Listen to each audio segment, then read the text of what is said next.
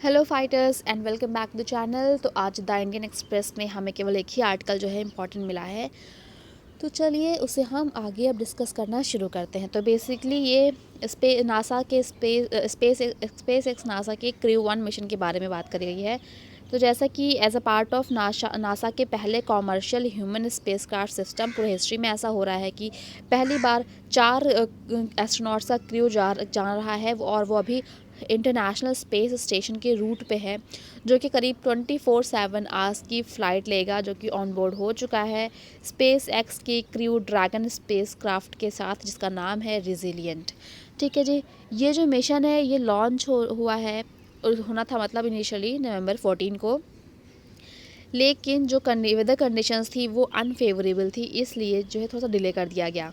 और जो क्रू 1 है एक तरह का पहला ऑपरेशनल फ़्लाइट होगा space x crew dragon space craft का ऑन अ फैल्कन रॉकेट, जो कि आईएसएस पे जाएगा। और साथ ही साथ ये पहला ऐसा और भी फ़्लाइट होगा, 3 सच फ्लाइट्स हैं जो कि शेड्यूल हुई थी कब से 2020 से लेकर 2021 तक जो शेड्यूल हुई थी, उनमें से ये पहला होगा। ठीक है जी, आगे बढ़ते हैं। अब बात ये होती है भाई ऐसा है क्या, इतना इम्पोर्टेंट है क्या क्रू 1 के मिशन में जो देखते हैं भाई वो है क्या। ये जो भी अब की हमने नासा और स्पेस एक्स के जो भी मिशंस हैं, ठीक है, उसमें से 6 क्रू का पहला ऐसा मिशन है, ठीक है, जो कि ऑपरेट करेगा as a part of commercial crew program, जिसका ऑब्जेक्टिव ये होगा कि स्पेस के एक्सेस को ईजियर किया जाएगा इन टर्म्स ऑफ कॉस्ट, जिससे कि हो गया कार्गो और क्रू को ईजिली ट्रांसपोर्ट किया जा सके ISS से।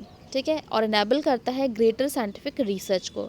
जो प्रोग्राम है एक तरह से रिड्यूस करने की कोशिश करेगा कॉस्ट की, जो भी अभी ऑनगोइंग स्पेस एजेंसीज़ हैं जैसे कि नासा हो गया। और साथ ही साथ ये इस चीज़ की भी कोशिश करेगा कि कोई एक इंडिविजुअल चाहे तो वो भी क्या बोलते हैं, एक कॉमर्शियल रॉकेट के टिकट खरीद सकता है और जा सकता है।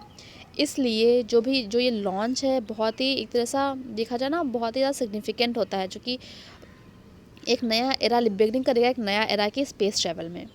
अब जो बोइंग और स्पेस एक्स इनको सेलेक्ट किया गया था नासा के द्वारा सितंबर 2014 में, कि वो डेवलप करेंगे कुछ ट्रांसपोर्टेशन सिस्टम, जिससे कि क्या हो क्रू को यूएस से आईएसएस तक ट्रांसफ़र किया जा सके।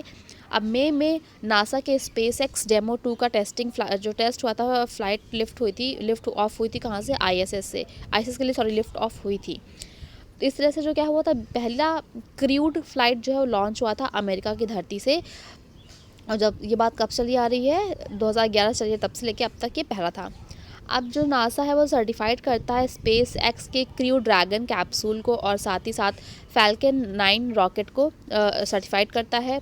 और साथ ही साथ इसको बनाता क्या है, इसको सर्टिफाइड करने के साथ ये बन जाता है पहला spacecraft certification provided by space agency. अब इस मिशन की सिग्निफिकेंट क्या है ये भी देख लेते हैं। जो क्रू 1 मिशन है वो मार्क करता है बहुत से पहले नासा और स्पेस एक्स के प्रोग्राम्स को, इसमें इंक्लूड क्या है, पहला flight NASA certified commercial system है, पहला इंटरनेशनल क्रू है जिसमें कि क्या बोलते हैं 4 लोगों का क्रू है, जो कि लॉन्च किया गया है अमेरिकन कॉमर्शियल स्पेसक्राफ्ट के द्वारा। और ऐसा पहली बार हुआ कि जो भी टाइम लिया गया है स्पेस स्टेशन तक पहुंचने के लिए, लॉन्ग ड्यूरेशन जो एक्सपेडिशन है, और क्रू साइज़ को इंक्रीज़ कर दिया गया है, मतलब 6 से 7 भी क्रू मेंबर्स हो सकते हैं, जो कि साथ ही साथ यही बताएगा कि वहाँ पे जो क्रू टाइम अवेलेबिलिटी है, कि वहाँ पे जाके आप रिसर्च कर सकते हो, किस चीज़ कर सकते हो, उसकी भी टाइम बढ़ा दिया गया है। और इसके अलावा पहली बार ऐसा होगा कि जो फेडरल एविएशन एडमिनिस्ट्रेशन है वो लाइसेंस करेगा ह्यूमन ऑर्बिटल स्पेसफ्लाइट लॉन्च को। ठीक है जी। अब यही बात की गई है, while the crew dragon spacecraft जो है कैपेबल है एक ऑर्बिट में 210 दिन तक रह सकता है, वो इस कैपेबल है। इस तरह से जो रिटर्न होकर आएगा स्प्रिंग 2021 में आएगा, और ये एक तरह का लॉन्गेस्ट ह्यूमन स्पेस मिशन जो है वो भी बन जाएगा। लॉन्च किया गया है यूएस जो कि।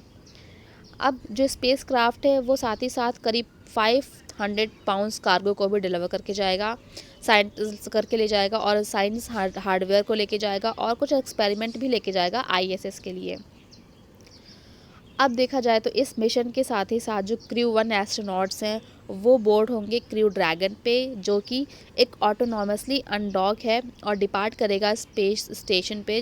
वो भी कब? जब वो अर्थ के एटमॉस्फेयर में रेंटर कर जाएंगे तब।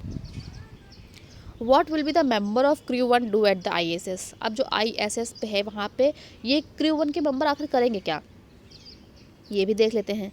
ठीक है, कुछ रिसर्च जो है उसमें कहा गया है क्या, जो क्रू है वो अपने साथ कुछ मटेरियल लेके आएंगे, जिसमें इंक्लूड क्या है, इन्वेस्टिगेट फूड साइकोलॉजी को इन्वेस्टिगेट करेंगे, और साथ ही साथ इस चीज़ को भी स्टडी करेंगे कि जो भी डाइटरी इम्प्रूवमेंट है इम्यून फंक्शन का वो कैसे वहाँ पे फंक्शन करता है, और साथ ही साथ जो गट माइक्रो बायोम्स है उनके बारे में, और साथ ही साथ जो भी और ये पता करेंगे कि वहाँ पे स्पेस लाइट पे रहते रहते क्रूज़ को क्या अडॉप्ट करने में इम्प्रूवमेंट हुई है, इसके बारे में बात करेंगे।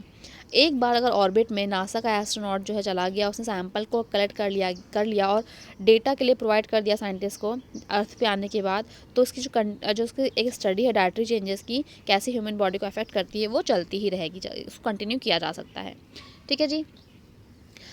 एक और एक्सपेरिमेंट जो अब्रॉड किया गया था क्रू ड्रैगन के तहत स्टूडेंट्स डिज़ाइन एक्सपेरिमेंट था, इसका टाइटल था जेनिस इन स्पेस 7। इसका एम ये था कि हम समझें कि कैसे जो स्पेस लाइट है वो अफेक्ट करती है ब्रेन फंक्शन को। अदर एक्सपेरिमेंट और इंक्लूड है, जैसे कि क्या हमें रिसर्च करनी है कि हमें ये पता करना है कि साइंटिस्ट को जो भी आगे फिजिकल इंटरेक्शन है लिक्विड में, रॉक्स में और माइक्रो ऑर्गेनिज्म में, इनके बारे में कुछ अंडरस्टैंडिंग मिल सकेगी साइंटिस्ट को। और साथ ही साथ कुछ और एक्सपेरिमेंट्स जो होंगे वो होंगे रोल ऑफ माइक्रोग्रेविटी के ह्यूमन हेल्थ पे, और कैसे माइक्रोग्रेविटी अफेक्ट करती है हार्ट इश्यूज़ को। ठीक है जी, तो ये सब आर्टिकल हमारा आज कंप्लीट हो गया। एक ही आर्टिकल था वैसे तो, और कुछ खास आर्टिकल था नहीं। तो अब आपसे मिलते हैं वापस से 9 बजे क्विज़ के साथ। तब तक के लिए bye bye and thank you.